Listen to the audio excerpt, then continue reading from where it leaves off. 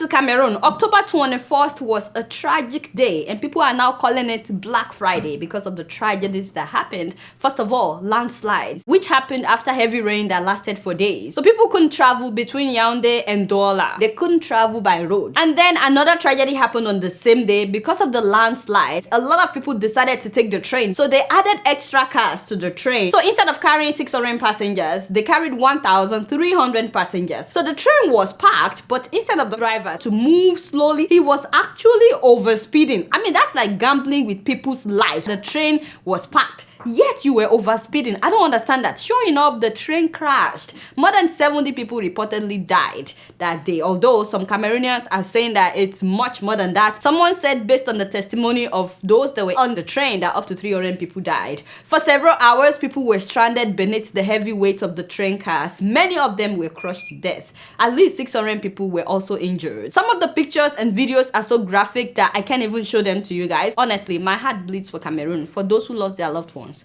Please accept my condolences. But then a lot of Cameroonians were so upset after the accident because their president has been on vacation in Europe since he left the country for the UN General Assembly in September. The man has been in Geneva. So he was tweeting his condolences from Geneva, Switzerland. And he didn't even return to the country until the third day of the accident. I've heard though that this is not unusual, that the president of Cameroon sometimes goes on vacation for months. I was like, what? Heck no. But you know, how can I blame the man? He's been president for 34 years. No, so he's very comfortable, very comfortable. He believes no one will challenge him. That is why he keeps doing this. Clearly, he's not going to leave power willingly. If Cameroonians want him to leave, they will have to kick him out. The man will not leave. Speaking of kicking him out, some Cameroonians in countries where the president vacations in Europe are now protesting whenever they know that he's around to waste their money. Like I said, he was in Geneva in Switzerland, and this man had a lot to say to Mr. President in front of his hotel. Et je suis venu ici aujourd'hui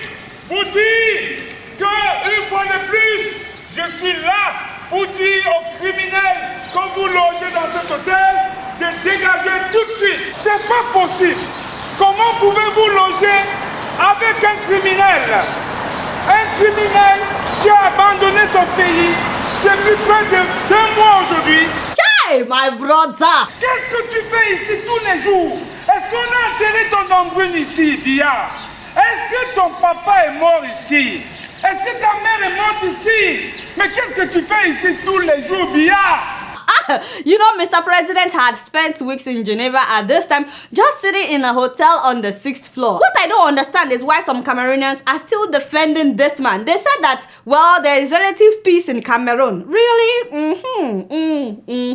Yeah. But there are countries that are moving forward. You want to remain where you are? I don't get it. So this man that was protesting said something that I really like. So he said Biya hides in Europe, so he won't see people's misery back home. When I heard that he goes on vacation for months, my conclusion is that Cameroon is not good enough for him. He prefers Paris. He prefers Switzerland. But why can't he make Cameroon like those countries where he's going to hide? And why shouldn't other Cameroonians be entitled to the opulent life that he's living outside Cameroon? Kudos to these guys that are protesting. I really admire them. I'm sure that Mr. President got their message because he came back. But you guys know I don't know much. Guess what? I'm just keeping it real.